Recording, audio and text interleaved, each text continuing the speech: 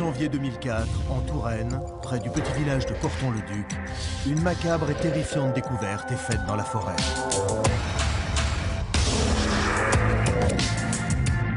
« 19 corps disposés de façon étrange sont retrouvés à l'aube par un habitant de la région. Ce jour-là, je me suis rendu dans le bois, comme d'habitude. Et là, quand je suis arrivé... 19 victimes disposées comme pour un rite. 16 corps ont été découverts ce matin dans... C'est donc la pire hypothèse qui s'est vérifiée ce matin dans l'affaire des disparus. Les corps sont disposés en étoiles.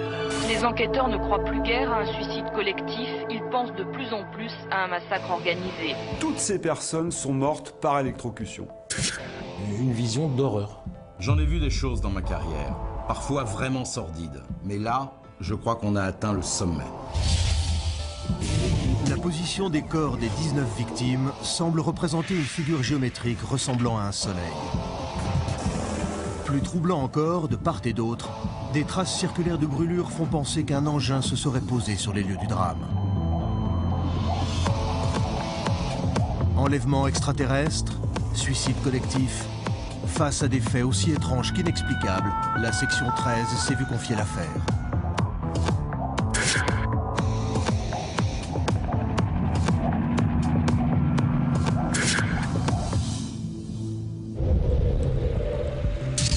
Nous sommes le mardi 20 janvier 2004 en Touraine.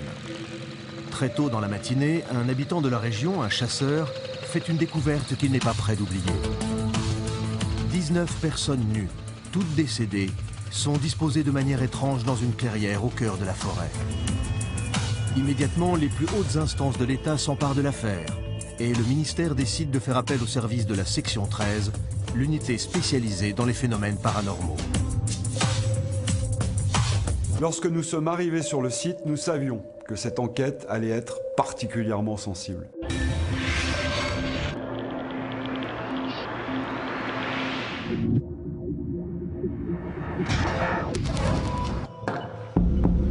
Lorsque le général Carnot, qui dirige la section 13 depuis 11 ans, est averti de l'affaire, il comprend très vite qu'une course s'est engagée. Deux choses étaient fondamentales. La première, c'était qu'il ne fallait absolument pas communiquer quoi que ce soit à la presse. Et la seconde était la préservation, je dirais, du périmètre de la scène de crime au maximum. Lorsqu'une investigation de grande envergure est mise en place, la scène de crime doit rester intacte, ainsi que les kilomètres aux alentours.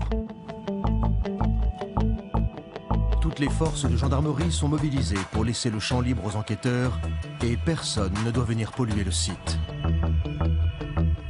Les ordres du préfet étaient sans appel. On a dû très rapidement barricader le site et mettre en place un dispositif de surveillance renforcé pour en interdire l'accès à quiconque.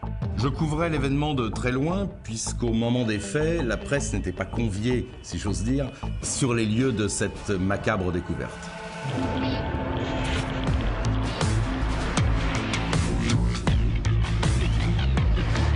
Michel Rosemary, journaliste d'investigation de la presse écrite et de la télévision, a réussi malgré les difficultés à enquêter sur cette mystérieuse affaire. En ce 20 janvier 2004, le spectacle dans cette clairière était vraiment stupéfiant. Les corps étaient disposés de façon géométrique, en forme de soleil. Parmi les enquêteurs présents sur le site, il y a le lieutenant Etchebari, responsable de la cellule scientifique de la section 13. C'est lui qui a dressé le premier rapport concernant l'état des corps des victimes. Les visages sont méconnaissables.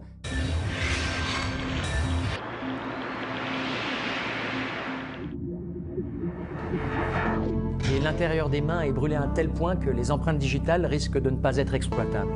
C'était une mise en scène sinistre, un peu comme une sorte de rituel. Autour du cercle formé par les corps, les enquêteurs retrouvent de grandes traces de brûlure, ainsi que des particules éparpillées tout autour de la scène de crime. Chaque indice est précieux. Les équipes de la section 13 se focalisent alors sur chaque centimètre carré du terrain. Le capitaine Brunel, à la tête du service d'enquête de la section 13, est en charge des investigations. Là, nous relevons les indices et nous emmenons les corps à l'Institut médico-légal pour les relevés d'ADN.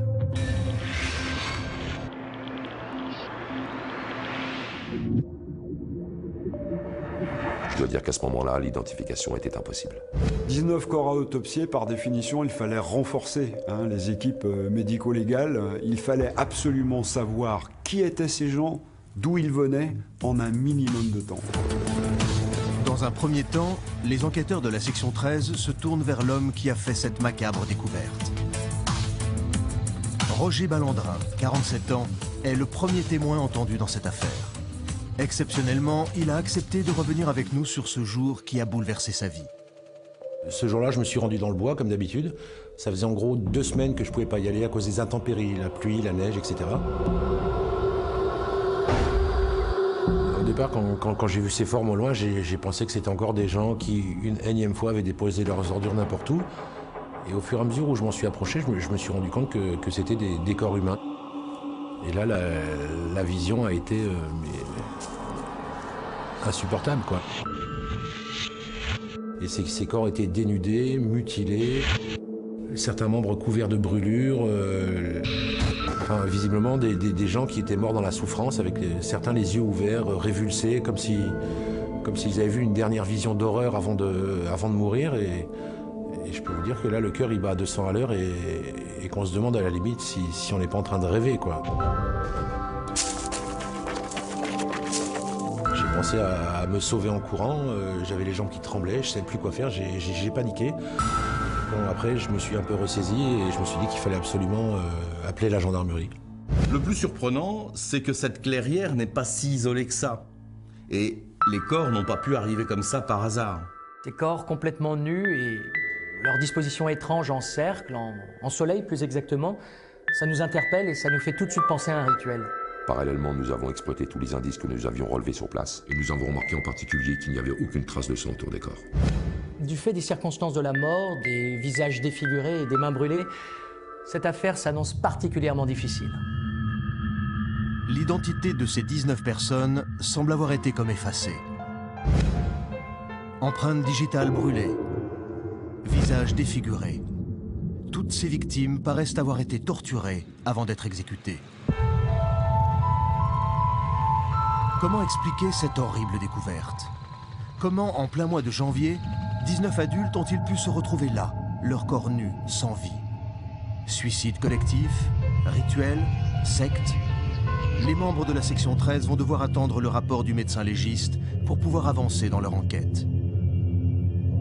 Le soir même des faits, les 19 corps sont transférés à l'Institut médico-légal de Tours.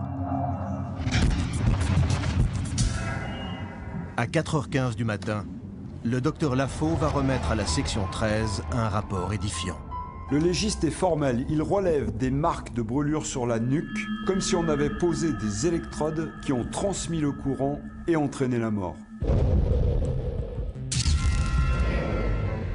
Les premières conclusions légistes permettent d'écarter très rapidement la thèse du suicide collectif.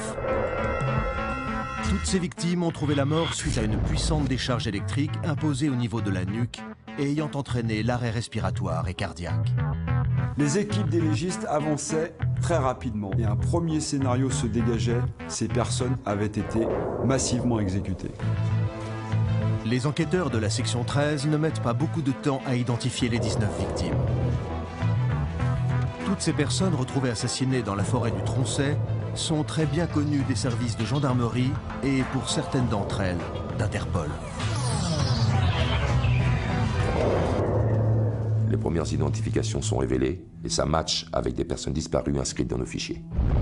Tous les corps découverts dans cette clairière étaient ceux de personnes disparues depuis de longues années. Les disparitions avaient eu lieu soit en France, soit à l'étranger, en Europe principalement. Ils s'étaient tous volatilisés sans laisser de traces et il fallait trouver le fil conducteur. Après 3 jours d'examen légiste, l'intégralité des corps est identifiée. Les empreintes dentaires, les confrontations à des photos de disparus, tous ces éléments vont permettre de dresser très vite la liste des disparus de la forêt du Troncet. Le dénominateur commun de ces 19 personnes était qu'elles avaient toutes disparu. D'ailleurs, certaines de ces disparitions avaient été signalées par les familles auprès des services de gendarmerie et de police. Actuellement en France, comme dans beaucoup de pays de l'Union européenne, quand une personne majeure disparaît, on n'ouvre une enquête que très rarement. Le lieutenant Etchebarri travaille en étroite collaboration avec le commandant Lournek. Spécialiste en psychologie et parapsychologie au sein de la section 13, c'est elle qui a été chargée par le bureau d'enquête de ces cas de disparition. Dans le système juridique qui est le nôtre, en fait, toute personne majeure a le droit de disparaître.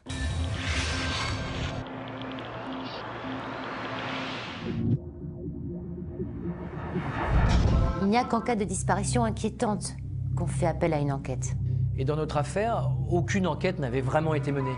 Il s'agissait principalement de personnes divorcées, de célibataires, d'adultes qui, au vu des éléments que l'on avait sur les procès-verbaux, s'étaient tout simplement volatilisés. En France, chaque année, le ministère de l'Intérieur enregistre la disparition inquiétante de plus de 10 000 personnes, dont presque un dixième de mineurs. Dans la plupart des cas, ce sont des individus qui ont fui à l'étranger pour différentes raisons. Dettes trop lourdes, escroquerie, meurtre, fuite de responsabilité parentale, maladie. Les raisons de ces disparitions trouvent la plupart du temps des explications rationnelles. Tout ont disparu dans des circonstances qui, en apparence, n'étaient absolument pas alarmantes. Dès le début de l'enquête, nous avions constitué une équipe spéciale chargée de recueillir un maximum d'informations sur chacune des 19 victimes. Et puis les familles des 19 disparus sont contactées et interrogées. Et là, les rapports des enquêteurs sont vraiment déroutants. Les enquêteurs se retrouvent face à une tâche des plus pénibles. Apprendre aux familles le décès de leurs proches, qui avaient disparu pour certains depuis de longues années, sans jamais donner de leurs nouvelles. On a affaire bien évidemment à des gens qui sont tristes d'apprendre le décès de leurs proches, qui s'accrochent à l'idée de les revoir un jour. Mais dans tous les cas, les victimes avaient coupé les ponts bien avant de disparaître. Les familles n'avaient pas eu de nouvelles de ces personnes qui avaient apparemment disparu brutalement.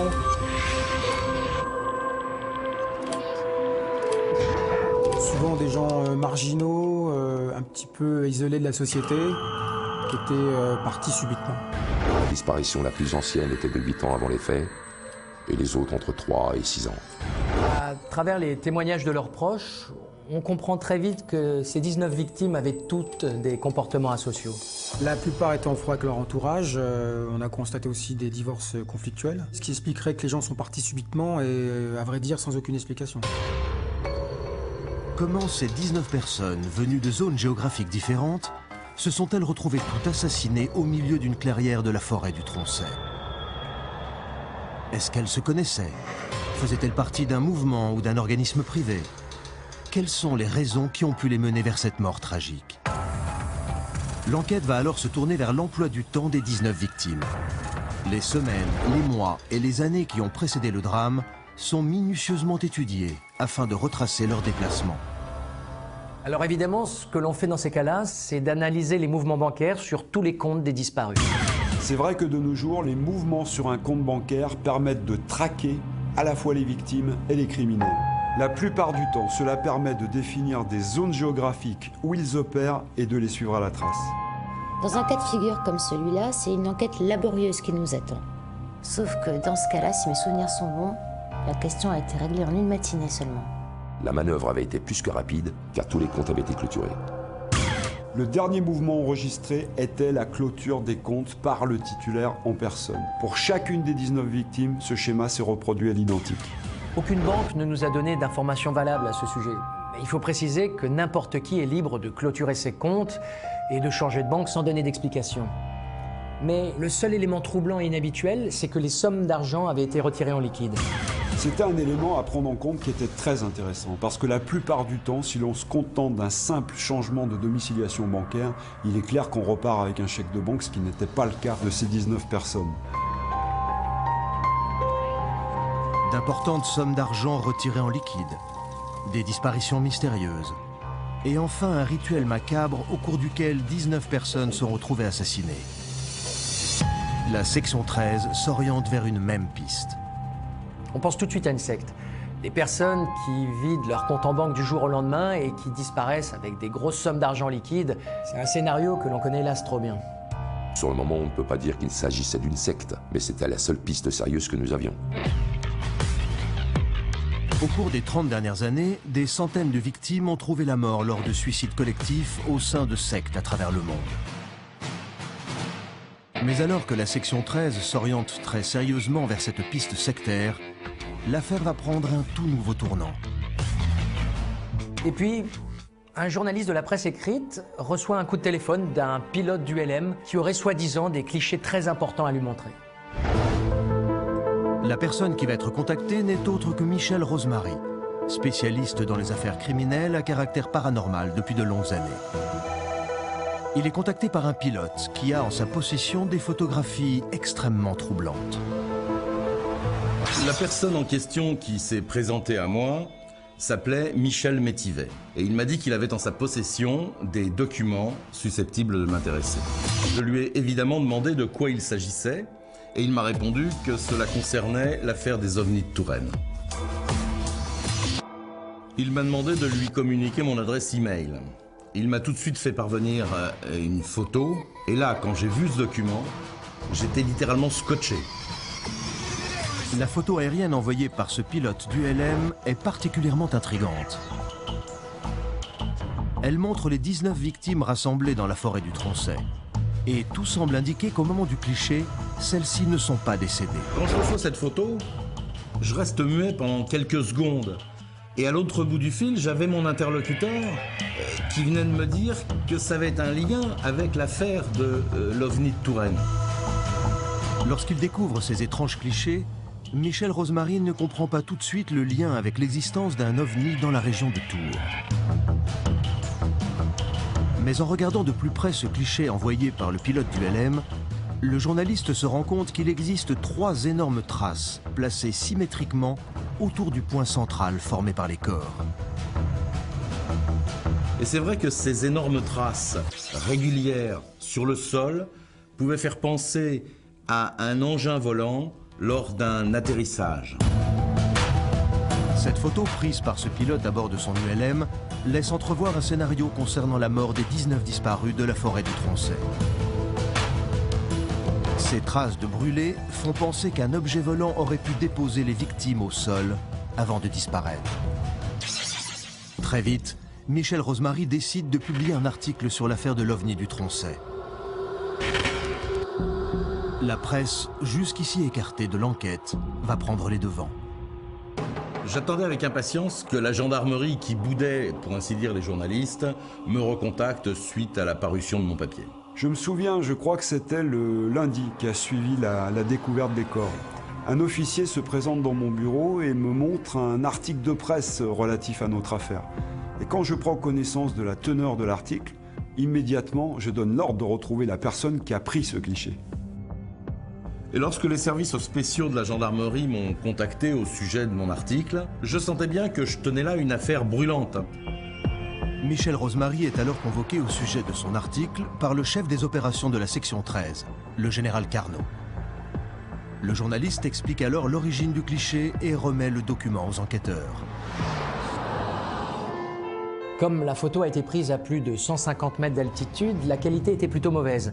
Mais ce qui est certain, c'est que la photo a été prise avant la mort des victimes. En regardant la photo, on se rend compte que tous ne sont pas couchés. Certains sont debout, d'autres assis, un peu comme s'ils avaient voulu se mettre en scène en fait. Mais le plus déroutant dans l'histoire, c'est que ces corps n'ont pas été amenés là après leur mort. Ils ont donc été exécutés sur place. Le premier rapport du médecin légiste fait état d'une mort par électrocution. Les traces de brûlures retrouvées dans le cou des 19 victimes indiquent qu'elles avaient toutes été sauvagement assassinées à l'aide d'un dispositif comparable à celui utilisé dans certains abattoirs. Comment imaginer que ces 19 personnes aient pu trouver la mort électrocutée dans cette clairière, alors que la photo prise avant leur décès ne montre aucune présence d'un tel dispositif? Les traces de brûlés qui apparaissent nettement sur le cliché sont-elles celles d'un engin volant qui aurait un lien avec le décès des victimes? Jusqu'ici, les enquêteurs de la section 13 qui se dirigeaient vers la thèse de la secte se penchent sur cette nouvelle piste quelque peu déroutante. On est plutôt cartésien dans notre métier, rationnel, mais là on s'est embarqué sur un terrain... Ce qu'on découvre sur les photos est totalement surréaliste. Les taches de brûlé qu'on avait vues lors du relevé d'indices nous apparaissent cette fois beaucoup plus clairement. La photo révélait des marques d'une taille impressionnante. Ça ressemblait à 3 pieds d'atterrissage d'un engin volant. Que s'est-il passé ce 20 janvier 2004 en Touraine? Comment expliquer la disparition de ces 19 personnes? Avaient-elles rendez-vous? Ont-elles été transportées à bord d'un engin non identifié? Alors que la presse et les journaux télévisés semblent envisager très sérieusement la piste extraterrestre, les membres de la section 13, quant à eux, restent plutôt sceptiques. D'abord parce qu'aucun radar militaire n'a détecté d'objets volants non identifiés sur le secteur de Tours au moment des faits. Mais aussi parce que ce pilote du LM, Michel Métivet, auteur mystérieux de ces photos, les intrigue au plus haut point. Le 25 janvier 2004, soit 5 jours après la découverte des 19 corps de la forêt du Troncet, ce pilote du LM est convoqué dans le sud de Paris, dans les locaux de la section 13. Lorsqu'il arrive à la brigade, Michel Métivet nous explique que les photos vues du ciel, c'est sa passion. Il a des centaines de clichés en sa possession et il pratique depuis 10 ans des vols en ULM. Et c'est là qu'il nous dit qu'il est tombé sur cette scène par hasard en fait, que son attention a été attirée par les marquages qui jonchaient le sol. Le pilote nous présente également 5 autres clichés. Certains sont d'une qualité un peu meilleure que le premier. Ils ont été pris à quelques secondes d'intervalle. Mais ce qui est certain, c'est que les silhouettes nues au sol sont en mouvement. À ce moment-là, on est certain qu'elles sont vivantes. Il ne peut pas y avoir de doute sur cette question. Comment expliquer que les 19 victimes de la forêt du Troncet se soient retrouvées là, vivantes dans cette clairière, quelques jours avant de trouver la mort? Mais le plus effrayant, c'est ce dernier cliché. Il a été pris 8 minutes après que l'ULM fasse sa manœuvre de demi-tour et repasse sur zone. Et là, seules les immenses traces au sol sont visibles. Toutes les personnes, je dis bien toutes, ont disparu. Si l'on se réfère à la chronologie des clichés pris par le pilote du LM, les 19 personnes sont présentes dans le champ en position debout et allongée. Et 8 minutes plus tard, alors que le pilote fait demi-tour pour repasser sur zone, toutes ont disparu. Et les seules traces visibles sont celles des 3 marques distinctes de brûlures au sol. On presse un peu le pilote sur ces clichés, et là il nous lâche que ces photos ont été prises le 14 janvier vers 15 h. Ce qui fait que tout ceci remonte à 6 jours avant la découverte des corps. Vu l'état des corps, quand on les a trouvés, on savait que les victimes n'étaient pas mortes la veille de la découverte par les bûcherons, mais quelques jours plus tôt. Et le médecin légiste n'a pu qu'approximativement nous donner la date de leur décès. Dans le rapport du médecin légiste, il est fait état que les 19 victimes ont trouvé la mort 3 jours avant leur découverte. Mais alors, comment expliquer que les clichés faits par le pilote du LM remontent eux en revanche à 6 jours? La difficulté dans cette enquête est que nous avons en gros 3 jours de battement. Tout semble démontrer que ces individus sont arrivés dans la clairière le 14 janvier vers 15 h, au moment où le pilote de l'ULM a pris ses clichés. À 15h08, ils n'apparaissent plus à l'image. Et ces traces au sol, on se demande qu'est-ce qui a pu faire ça? Comme si un engin équipé d'un réacteur avec des moteurs s'était posé en plein centre de ce pré et était reparti comme ça, ni vu ni connu. Cette découverte étonnante sous-entend que les 19 victimes sont venues une première fois le 14 janvier, puis ont disparu durant 3 jours et sont réapparues au même endroit dans la forêt du Troncet 3 jours plus tard pour y être exécutées. Les enquêteurs de la section 13 se penchent alors sur ces traces étranges laissées par un objet volant non identifié. Les traces de brûlure sur le terrain proviennent d'un carburant, mais on trouve aussi des particules. Il s'agissait en fait de morceaux de météorites, et du coup, la thèse des extraterrestres revenait sur le devant de la scène. Les particules retrouvées sur le terrain sont celles de météorites d'origine intersolaire. 99,8% des météorites recensées sur la planète proviennent d'astéroïdes et seulement 0,2% proviennent de la Lune, mais aussi de Mars. Comment expliquer la présence de pareilles particules dans la forêt du Troncet? S'agit-il de traces laissées par un engin venu d'une autre planète? L'affaire s'ébruite et fait scandale. Les membres de la section 13 se retrouvent très vite dans l'impasse. Et là, bien sûr, on a eu des ufologues en tout genre qui ont débarqué. Et là, ça y est, les extraterrestres sont là, on a eu le droit à tout, les petits bonhommes verts, les petits gris, les aliens. Et puis, l'affaire ayant été ébruitée à la radio, dans la presse, on passait nos journées finalement à auditionner des illuminés qui prétendaient avoir vu des ovnis, avoir été enlevés, enfin bref, c'était très compliqué. Les enquêteurs de la section 13, ainsi que les différentes brigades de gendarmerie de la région, vont prendre les dépositions de 71 témoins en l'espace de 2 jours. Tous affirment avoir observé 3 points lumineux dans le ciel, faisant penser à un engin volant. Les membres de la section 13 restent cependant très sceptiques face à ces différentes observations, jusqu'à ce qu'un témoin particulièrement intéressant intrigue les enquêteurs. Un matin, arrivant à la brigade après une entrevue avec le préfet, un de mes hommes m'informe qu'une femme m'attend pour me donner un renseignement extrêmement précieux. La jeune femme qui se présente aux enquêteurs de la section 13 s'appelle Emma Kortik. Âgée de 47 ans, elle est libraire dans la ville de Nantes. Lorsque les gendarmes de la brigade de Tours ont découvert son incroyable témoignage, elle a été immédiatement convoquée dans les bureaux de la section 13 par le lieutenant Etchebari et le capitaine Brunel. Exceptionnellement, elle a accepté de revenir avec nous sur son témoignage qui a littéralement relancé l'affaire.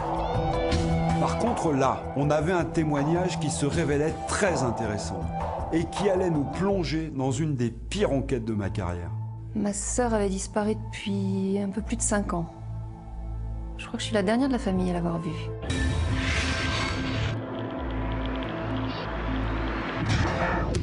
Elle était passée à la maison un peu avant Noël pour déposer un petit cadeau pour mon fils. Cette femme nous explique que sa sœur Lucie Kortik n'avait pas l'intention de passer Noël avec eux et qu'elle était juste passée pour faire en quelque sorte ses adieux. Quand je lui ai demandé pourquoi elle comptait ne pas passer Noël avec nous, elle m'a dit qu'elle se préparait pour un grand voyage et qu'elle ne serait pas là. Quand elle a prononcé le nom de Lucie Kortik, je suis tout de suite allé vérifier la liste des 19 victimes retrouvées mortes dans la forêt du Tronchet.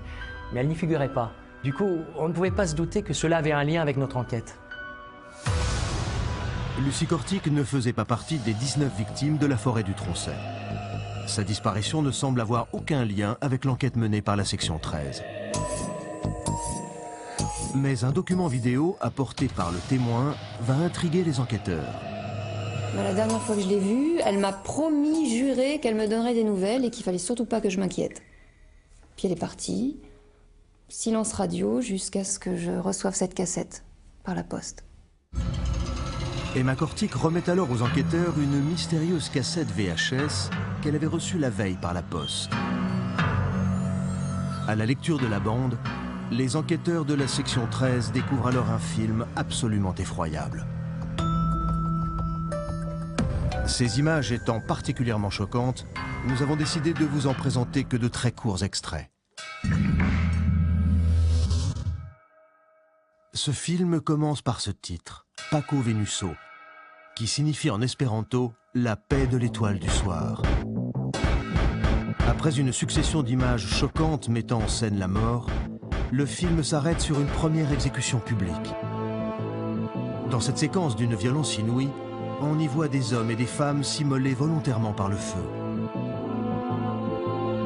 La scène se déroule en public au sud de l'Inde.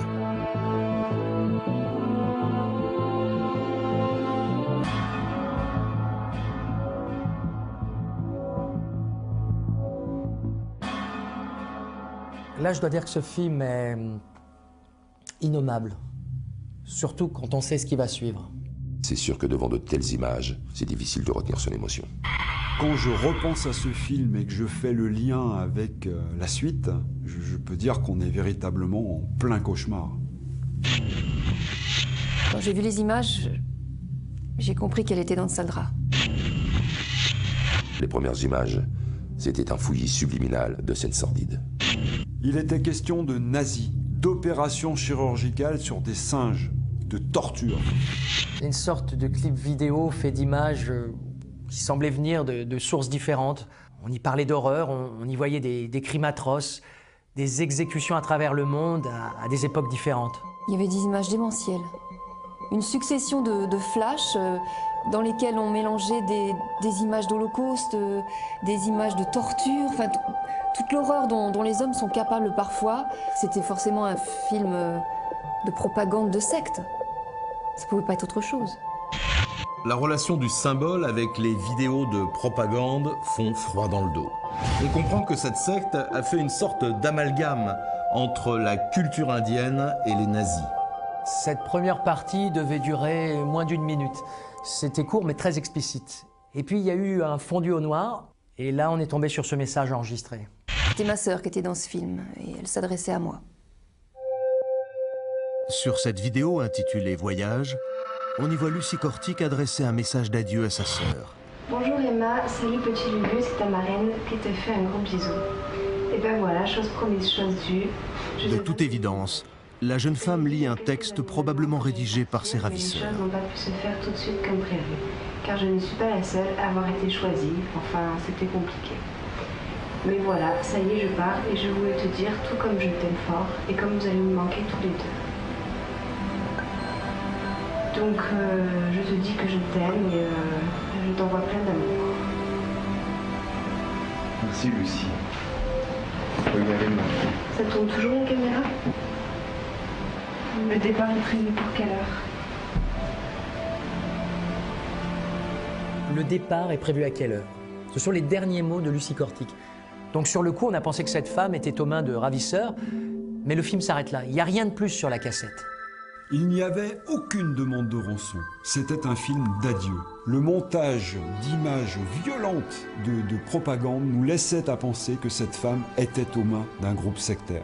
Et là, c'était très difficile de savoir à quelle date le film avait été enregistré. Donc il pouvait s'agir de plusieurs années ou de quelques jours. Alors on pense de nouveau à cette idée qui nous trotte tous dans la tête, qu'il s'agit probablement d'une secte ou d'un groupe occulte. Mais hélas, cette vidéo n'apporte rien de plus, et on ne trouve pas le lien avec les 19 cadavres retrouvés électrocutés dans la forêt du Tronchet. Y a-t-il un lien entre la disparition de Lucie Cortic et les 19 morts de la forêt du Tronchet? La vidéo reçue par la sœur de la disparue fait penser que la jeune femme est vivante et qu'elle semble être en bonne santé. Maintenant, aucun élément ne permet de dater cette vidéo, et encore moins de la connecter à l'enquête, jusqu'à ce qu'un incroyable rebondissement éclaire enfin les enquêteurs. Chaque soir, je rassemblais tous les services qui travaillaient sur l'affaire pour faire un point, comme il est habituellement le cas dans ce type d'affaires. Sur cette affaire, il y avait tout de même 22 hommes mobilisés jour et nuit sur le terrain. Il y avait toute l'équipe de la scientifique et surtout le groupe légiste. Ensemble, on faisait un point sur tous les éléments nouveaux relatifs à l'enquête.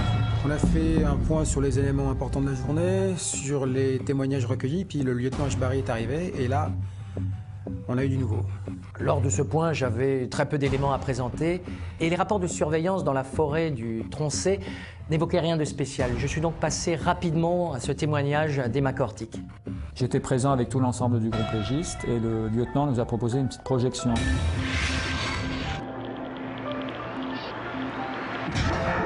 Il s'agissait d'un film qui avait été déposé le jour même par un témoin. Au départ, on ne savait pas de quoi il s'agissait. On a su après par le lieutenant Ashbari qu'il avait reçu ça dans la matinée. Je n'ai pas prêté beaucoup d'attention au premier visionnage. Et lorsqu'ils ont passé une deuxième fois la séquence avec la jeune femme qui a envoyé un message, là, j'ai tout de suite reconnu une personne. Et à ce moment-là, je me souviens, Lafaux s'est levé de sa chaise et il s'est approché de l'écran de projection.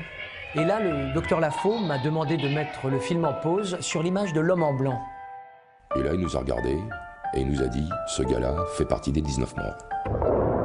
L'homme en blanc figurant sur cette vidéo fait partie des 19 victimes retrouvées dans la forêt du Tronchet 3 jours plus tôt.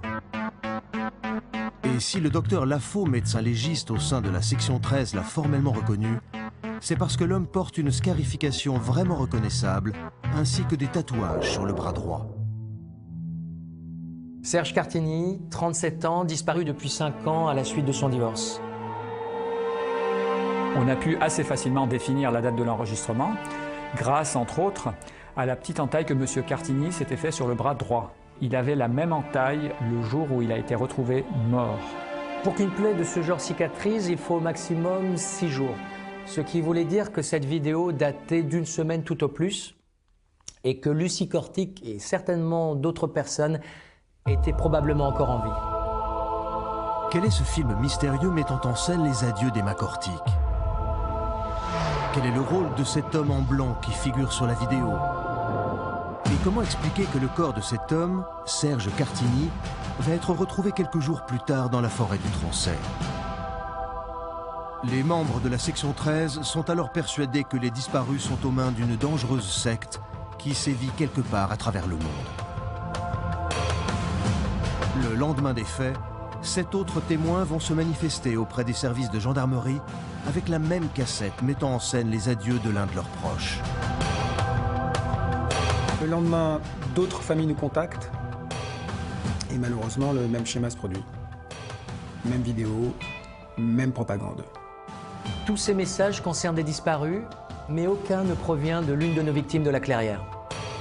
Ces cassettes vidéo mettant en scène les adieux de personnes disparues depuis plusieurs années laissent présager le pire. Sont-elles toutes destinées à subir le même sort que les 19 victimes de la forêt du Tronchet? On n'a pas arrêté de se repasser en boucle chaque message pour trouver un indice, quelque chose quoi. Comme d'habitude, quand il s'agit de membres de sectes, on se rend compte que toutes ces victimes sont des personnes fragiles, vulnérables. On le voit d'ailleurs sur les vidéos. Elles ne sont pas dans leur état normal. Elles sont euphoriques, excitées. On peut penser qu'elles sont même sous l'emprise de substances. On sent bien qu'au sein de la section 13, l'ambiance n'est pas terrible. L'enquête piétine, les enquêteurs s'interrogent sur l'origine de ces envois et en même temps redoutent un nouveau drame. À ce moment-là, ce que nous redoutions le plus arrive. Le 28 janvier 2004, soit 8 jours après la découverte des 19 corps, 16 nouvelles victimes sont retrouvées mortes le long de l'autoroute A20 au nord-ouest de Clermont-Ferrand. Face à cette situation de crise, les autorités ont décidé de couper l'autoroute et d'organiser une déviation afin de préserver un large périmètre de sécurité. C'est donc la pire hypothèse qui s'est vérifiée ce matin dans l'affaire des disparus. Nouvelle hécatombe, 16 corps ont été découverts ce matin. Les corps sont disposés en étoiles. Les 16 victimes ont été retrouvées près de l'autoroute A20, à 150 mètres environ d'une aire de repos. Les corps sans vie et dénudés sont disposés en forme d'étoile. Immédiatement avertis, les membres de la section 13 arrivés sur place ont pu procéder aux premières identifications. C'est là qu'on se rend compte que Lucie Cortic fait malheureusement partie des victimes. Et on se retrouve impuissant devant les familles. Impuissant, révolté face à ce nouveau drame, mais on était déterminés plus que jamais à retrouver les responsables. En recoupant les deux enquêtes, en comparant les mêmes indices, les messages reçus, on s'est rendu compte que c'était la même affaire. Et là, on commence à se demander si on n'est pas au début d'une série. Même disposition des corps, même rituel macabre visant à éliminer les victimes par électrocution, et enfin les mêmes traces au sol laissant penser qu'un engin volant aurait déposé les victimes le long de cette autoroute. Les enquêteurs de la section 13 sont convaincus qu'ils sont face à une mise en scène orchestrée par une secte visant à faire croire que des enlèvements extraterrestres ont lieu sur le territoire français. Le général Carnot et ses hommes reprennent l'enquête à zéro. Ils décident de reconvoquer tous les témoins, à commencer par Michel Métivet, ce pilote du LM, auteur de ces photos qui avaient fait le tour de la presse. En reprenant les clichés du pilote de l'ULM, je repense à la réaction de mes hommes lors de son interrogatoire. Il n'avait de cesse que de se vanter de ses photos, il était très fier. C'est le genre de mec qui voulait impressionner, il voulait son auditoire, il voulait se faire mousser. Voilà, point. Une équipe part à son domicile afin de le ramener à la brigade pour compléter ses déclarations. Lorsque les gendarmes se présentent au domicile de Michel Métivet, celui-ci semble plutôt embarrassé par leur présence. L'homme, extrêmement nerveux, se refuse à les accompagner à la brigade, prétextant un voyage d'affaires programmé depuis longtemps. Et là, on a trouvé que le gars n'était pas très à l'aise, il devait repasser plus tard, enfin, on sentait bien qu'il y avait un souci. C'est vrai que son attitude nous interpellait, mais rien ne nous permettait de prolonger ces interrogatoires. Et puis surtout, on n'enferme pas les gens sous prétexte qu'ils sont particuliers. Sur le coup, on ne sait pas où on va. On a plus des impressions que des certitudes. Alors on prend une décision, on va suivre cet homme. Michel Métivet intrigue les enquêteurs au plus haut point. Déjà par son comportement, et aussi par ses photos qu'il s'était empressé de présenter à la presse plutôt que de les communiquer à la gendarmerie. On décide de mettre en place un système de planques devant chez lui. Avec l'autorisation de la hiérarchie, nous organisons les équipes en voiture, à pied, en métro, dans le train. Tous les déplacements sont suivis et intégralement notés avec photo à l'appui. En général, quand on met en place une filature pour une enquête, on se sert obligatoirement des vidéosurveillance.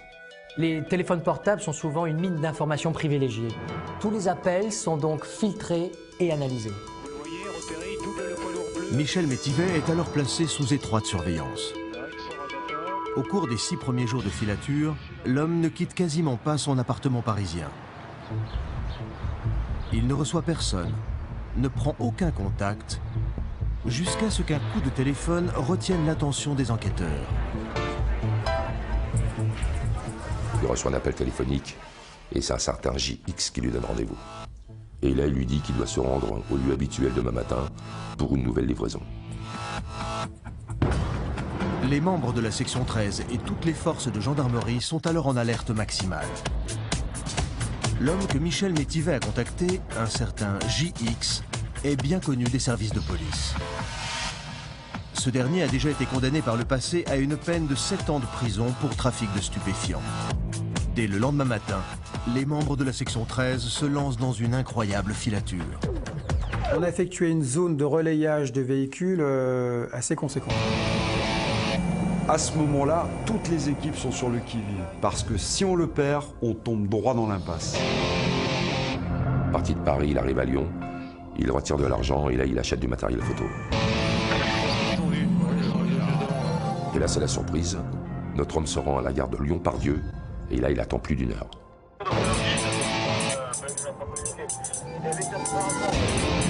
Les enquêteurs de la section 13 pensent alors que Michel Métivet a rendez-vous avec ce JX, avec qui il était en communication la veille.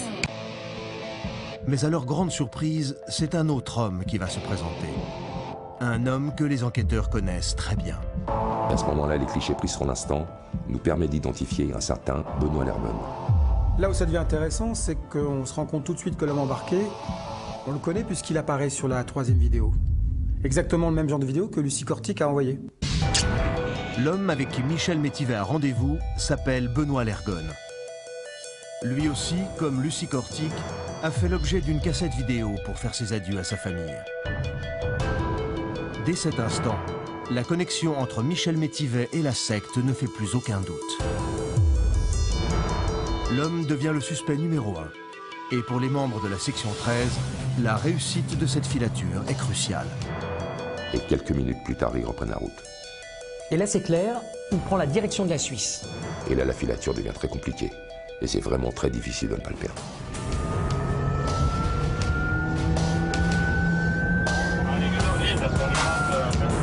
Et ça n'a pas arrêté comme ça sur 400 km. Il changeait régulièrement de voiture, nous obligeons à faire de même. Et là, il change une dernière fois de véhicule et prend la direction de Bâle en Suisse. Et il arrive enfin à destination. Au bout de 13 heures de filature intensive, les efforts des enquêteurs vont enfin payer. Michel Métivet, suspect numéro 1 dans cette affaire, vient de les mener jusqu'à un ancien camp militaire au sud de Bâle. Nous touchons au but. La section 13 travaille en étroite collaboration avec leurs homologues suisses. Ils échangent des informations et très vite, ils reçoivent des rapports extrêmement précis sur l'activité de cette secte. Cette secte découverte par les enquêteurs se situe à 6 km de Bâle, en pleine campagne. Il s'agit d'un ancien campement militaire racheté par un richissime homme d'affaires pakistanais en 1988. En 1995, l'activité de ce groupuscule a commencé et a très vite explosé, forte de son succès. Connue sous le nom de Mouvement de l'Ordre Sacré, elle consistait à proposer des stages de formation pour entraîner des hommes, des femmes et des enfants à se préparer à vivre sur une autre planète. Le 5 février 2004, 2 jours après la mise en surveillance du site, et après de nombreuses négociations au sein d'Interpol avec les autorités suisses, la section 13 se prépare à une opération coup de filet de grande envergure, visant à arrêter les activités de cette secte et à mettre ses adeptes hors de danger. En accord avec le gouvernement helvétique et le gouvernement français, un commando du GIGN est dépêché sur place.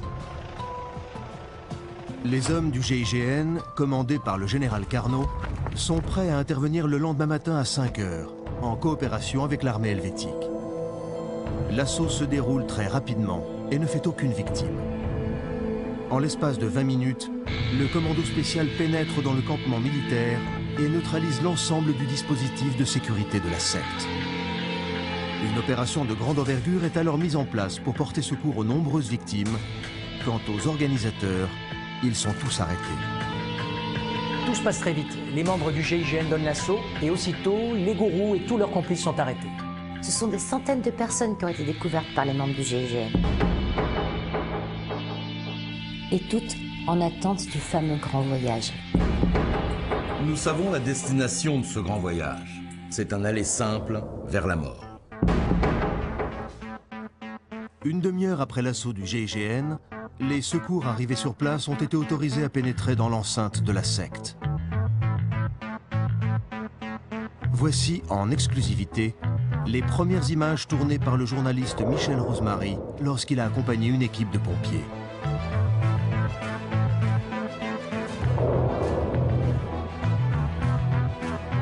Elles ont été tournées à l'intérieur du camp militaire dans ce long tunnel bordé de salles où des expérimentations sur des êtres humains étaient en cours.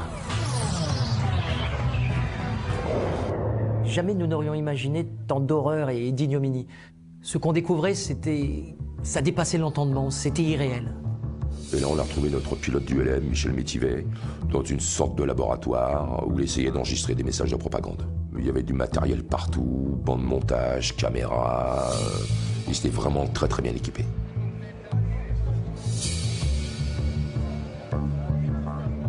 Sur place, les enquêteurs de la section 13 découvrent des centaines d'adeptes compartimentés dans d'étroites galeries en attente de leur départ. 114 personnes au total vont être sauvées, mais pour 17 d'entre elles, les secours n'ont rien pu faire. Comme pour les 19 disparus de la forêt du Troncet, ces derniers ont été électrocutés avant d'être confinés dans des chambres froides. Quand nous sommes arrivés avec les membres du GIGN dans cette base militaire, tout de suite, ils nous ont emmenés dans une sorte de laboratoire où, enfin, c'était sordide, où ils disséquaient les gens, il y avait des caméras partout, c'était indescriptible. Nous avons aussi découvert des caisses réfrigérantes, où on s'est dit bien sûr tout de suite que ça servait à un trafic d'organes, sûrement pour le monde entier. Après un mois passé au cœur de la secte, les adeptes étaient conditionnés pour se préparer au grand voyage. Ils étaient alors acheminés dans des galeries souterraines dans lesquelles les bourreaux procédaient à leur exécution par électrocution. Mais faire disparaître tous ces gens n'était pas si évident. Donc il ne fallait pas que les cadavres restent dans la secte. D'où cette macabre mise en scène où l'on a placé les corps en forme de soleil, ces traces de brûlure et ces particules. Après leur exécution, les corps des adeptes servaient pour un trafic d'organes international, puis ensuite étaient incinérés. Seuls quelques corps étaient conservés pour servir à des mises en scène macabres, visant à faire croire que des enlèvements extraterrestres avaient lieu sur le territoire français. Les bourreaux de la secte disposaient alors les corps en forme de soleil et brûlaient le sol en 3 points distincts en y ajoutant des fragments de météorites, faisant croire que ce drame avait une origine extraterrestre. Le 21 juin 2006, le tribunal de Zurich a condamné les 6 gourous de la secte, dont Michel Métivet, à la réclusion criminelle à perpétuité. Selon un rapport récent des renseignements généraux français, 172 sectes particulièrement dangereuses sévissent encore à travers le monde.